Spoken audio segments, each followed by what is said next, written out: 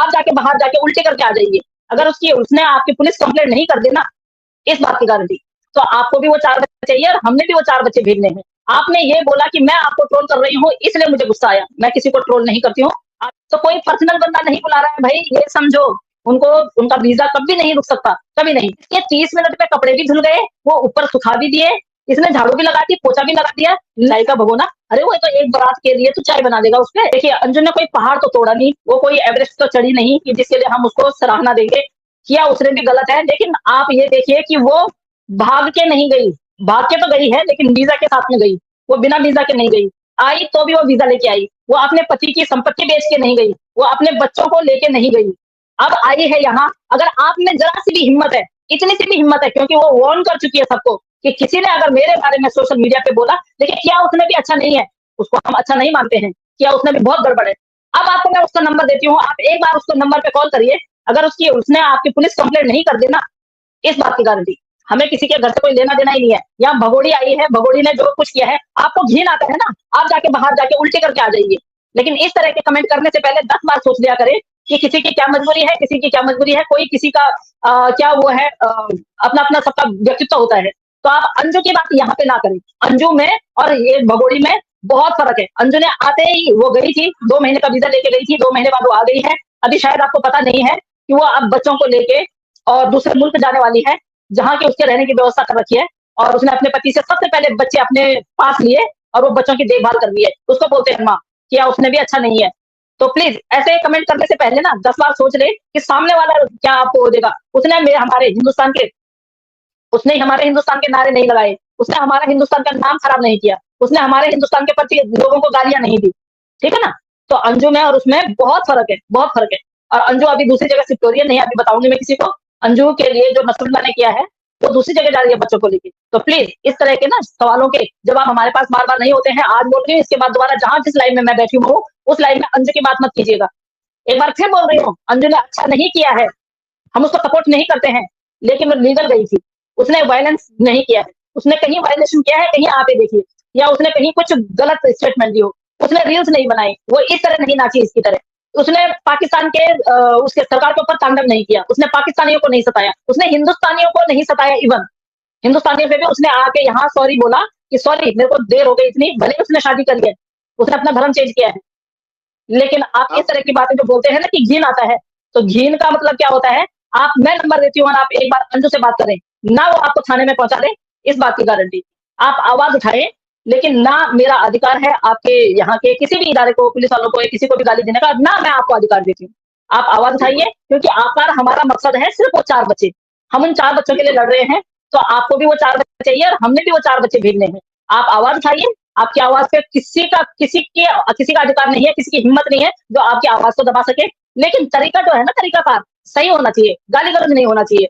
वो भी मेरे मुल्क के उनको पुलिस वालों को या मेरे मुल्क के या मैं आपके मुल्क के पुलिस वालों को गाली दूँ या आपके मुल्क के किसी भी व्यक्ति को गाली दूँ, आप भी सहन नहीं करेंगे। तो मैं आपसे रिक्वेस्ट करती हूँ, आप आवाज़ उठाइए, आपकी आवाज़ को कोई नहीं रोक सकता है। आपने ये बोला कि मैं आपको ट्रोल कर रही हूँ, इसलिए मुझे गुस्सा आया। मैं किसी को ट्रोल नहीं करती हूँ। आप भी मेरे भाई हैं, जिस तरह मैं आवाज़ उठा रही हूँ, उस तरह आप भी आवाज़ उठाइए, आप आवाज़ उठा रहे हैं। लेकिन आपका पता है तरीकाकार क्या होता है? आप आ जाते हो फिर उसके बाद दूसरे ट्रैक पे, जो आपके पास जो बातें होती है ना, उन बातों को छोड़ के आप कहाँ चले जाते हो? फिर आप चले जाते हो कि वो पुलिस वो कुत्तों की तरह वो ये कर रही थी, तो ये चीज़ें सब गंदी लगती है, गलत लगती हैं। तो मैं बिल्कुल भी नहीं चाहूँगी कि आप उन 4 बच्चों के लिए आवाज़ ना उठाएँ। बिल्कुल उठाएँ, आप उठाएँ और खूब अच्छी तरह उठाएँ, मेरी तरह बुलंद आवाज़ उठाएँ आप, कोई वो नहीं है। जी, बहुत अच्छा पैकेज तैयार कर रखा है रोशन अली अजीम साहब ने, जो सारा इकट्ठा कर रखा है ना, जो सारा मसाला, वो मसाला देखा मोमिन सर ने। मोमिन सर ने बोला, "ये तो बहुत कुछ है भई, ये अपनी अपनी उसकी गवाही तो खुद दे सकता है, वाक़ई में सही है। पावर ऑफ अटॉर्नी तो दी है मुझे, बोलने का अधिकार तो इसको ही है, हैदर भाई को।" तो इसलिए अदालत से उन्होंने जो भी बात करनी थी और अदालत ने उनको खुद बुलाया है। अदालत ने बोला है कि उस बंदे को यहाँ पेश करो, जिसके साथ में ये सब कुछ हुआ है। तो कोई पर्सनल बंदा नहीं बुला रहा है भाई, ये समझो। उनको उनका वीज़ा कभी नहीं रुक सकता, कभी नहीं। और इन केस अगर कभी कुछ हो भी जाता है, तो मोमिन सर ने कसम खाई है भई कि मैं जाऊँगा। वो जाएँगे, वो लेके आएँगे और यहाँ यहाँ होंगे। मे बी 15 तारीख, मैं ज़्यादा वो इतना क्लोज़ तो नहीं जाऊँगी। हो सकता है 15 तारीख की जो डेट लगी हुई है उसमें वो यहाँ हो, 19 तारीख की जो डेट लगी हो उसमें वो यहाँ हो, कुछ भी हो सकता है। It will be possible. हमने छोले छोले छोले चावल की बिरयानी भी पहली बार देखी कि छोले चावल की बिरयानी भी बनती है। और इस तरह चाय 2 कप चाय बना रही हूँ, इतना बड़ा भगोना लगता है, जिसमें कम से कम 20 लोगों के लिए चाय आई, 20-22 लोगों के लिए। और आज उसी में आज इनका 30 मिनट का टाइम था। अच्छा भाई मेरे को समझ में नहीं आया है, मशीन में हम कपड़े डालते हैं तो टाइमर लगाते हैं तो 45 मिनट इसके 30 मिनट में कपड़े भी धुल गए, वो ऊपर सुखा भी दिए, इसने झाड़ू भी लगा दी, पोछा भी लगा दिया। लप्पू ने सिर्फ आलू काटे, इन आलुओं को देखकर मैं कह रही दुनिया में आलू कोई ना उगाया। अब आलू बंद हो जाने चाहिए, आलू देख देख के ना उबकाई आने लग गई है। इसने आलू भी काटे, ना उसने लप्पू को क्या काम दिया कि आप सब्जी बनाओ और मैं वॉशिंग मशीन में कपड़े भी डालूंगी, उन कपड़ों को निकाल के निचोड़ के ऊपर छत पे भी सुखाऊंगी, झाड़ू भी मारूंगी, पोछा भी मारूंगी। आधा घंटे का इन लोगों को दोनों को टाइम था, पर मेरे को समझ में नहीं आया भाई ये आधे घंटे में कौन सी उसमें धोते हैं, कौन सी मशीन में कपड़े धोते हैं। हम जब टाइमर लगाते हैं तो हमारे कम से कम 45 मिनट का, या वैसे फिर ड्राई करना होता था उसका टाइम अलग होता है ड्राई करने का। पता नहीं कैसे उतनी देर में नप्पू ने सब्जी बनाई, और वो सब्जी पानी वाली सब्जी, आलू की पानी वाली सब्जी। और फिर क्या कहता है कि अरे ये चाय के भगोने में बना दिया मैंने, चलो कोई बात नहीं है, चाय का भगोना, अरे वो तो एक बारात के लिए तो चाय बना देगा उसपे, वो भगोना तो छोटा सा होता है, वो इतना बड़ा फ्राईपैन चला चला रखा उसने। तो इस तरह से करते हैं आजकल वो अपना इंटरटेनमेंट। चलो वो तो वीडियो की बात हुई। एक बार ये लाइव आती थी तो एक बंदा नीचे से दिखता था, सीमा जी मैं आपके घर आना चाहता हूँ, कोई यादव यादव करके है, मैं नाम नहीं लूंगी। तो वो बंदा लेके आता है, ये कहते हैं लहसुन प्याज नहीं खाते हैं, ये यूं बोलते हैं हम लहसुन प्याज नहीं खाते हैं। वो बंदा लाया, वो शर्मा था, सॉरी सॉरी शर्मा था, शर्मा कह रहा मैं पंडित हूँ, केक कट होता है, अब केक काटते हैं, वो ये अच्छा, ये औरत इतनी वो है, उसको खिलाने जा रही है, अरे तेरे घर में आदमी या मर्द है उनको खिला, ये खिलाएंगे उसको, ये उसको खिलाने जा रही है। उसने बोला कि नहीं, मैं शर्मा हूँ और इसमें एग है, मैं नहीं खाऊंगा। अच्छा वो अपने हाथ से इसको खिलाता है, ये खा लेती है। उसके बाद नप्पू देखता है ऐसे करके, नप्पू को ना थोड़ा सा वो होता है, सरप्राइज होता है कि इसने एग बोला है और हमने तो बोला है कि हम प्याज लहसुन खाते ही नहीं है, और इसने बोला कि इसमें अंडा डला हुआ है। उसके बाद वो जो हाथ में ऐसे ऐसे ऐसे किया हुआ था उसको लप्पू को खिलाया। उसके बाद जो जितना बचा हुआ था वो उसमें ऐसे करके ऐसे डाला, उसने उस पर चिपक गया। बोला मीनू ने इसको उठा के फ्रिज में रख दी, फ्रिज में रख दिया, मतलब लोगों के सामने नहीं खाना है, उसमें अंडा डाला हुआ है, चुपके से खाना है। हम हमारे यहाँ लहसुन प्याज नहीं खाते हैं। ईद के दिन पूरी एक रान उनके घर में बकरे की,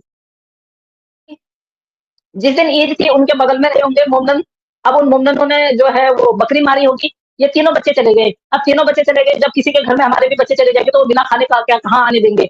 अब वहां देर लग गई आने में बच्चों को। तब बबीता रानी के घर बच्चे सब खाना खाते थे। अब बबीता रानी ने पूछा कि तुम कहाँ थे, बोला हम पड़ोसियों के घर में थे। बोला क्या कर रहे थे, बोला उन्होंने बकरा मारा, हम मटन खा रहे थे। फिर हो गई, दोनों में झगड़ा हो गया। तब से ही तो बच्चे इधर हैं ज्यादा, मतलब वहां कम रहते हैं, इधर ज्यादा रहते हैं। बबीता रानी ने बोला भैया हम मटन, हम मांस वास नहीं खाते हैं, तो बच्चों की वजह से थोड़ा सा झगड़ा हो गया था। परसों में जब बिरयानी बना रही थी, जब जब छोले बिरयानी बना रही थी, पहली बार सुना भाई छोले बिरयानी, हाँ हमने, हाँ इंडिया में उसने दो दूसरी बार बना दिया। पर हमें पता पता चला कि बिरयानी छोले बिरयानी भी बन सकती है। चावल उबाल के, छोले उबाल के, उसके बाद वो जैसे अपन वो रखते हैं ना मीट, या वो जैसे रखते हैं, या फिर वेजिटेबल्स रखते हैं हम लोग, हम वेज बिरयानी बनाते हैं जैसे, तो वैसे बनाते हैं हम। तो ये एक तह लगाती है चावल की, दूसरी तह लगाती है छोलों की, फिर उसके बाद एक तह लगाती है उसकी चावल की, फिर एक तह लगाती है छोलों की, और उसके बाद उसको ना करछी से घुमा देती है। और करछी से घुमाने के बाद जो है लप्पू कहता है इसको और स्वाद बना दो।